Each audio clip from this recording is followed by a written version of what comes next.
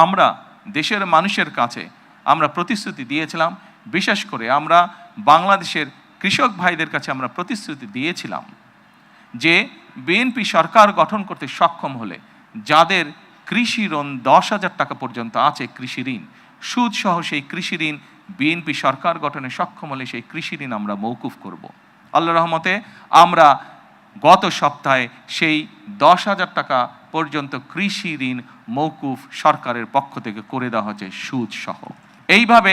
একে একে আমরা জনগণের কাছে দেওয়া প্রতিশ্রুতিগুলো, যেই প্রতিশ্রুতিগুলো পূরণের মাধ্যমে জনগণের ভাগ্যের পরিবর্তন হবে, যেই প্রতিশ্রুতিগুলি পূরণের মাধ্যমে একটি সরকারের প্রতিশ্রুতি পূরণের মাধ্যমে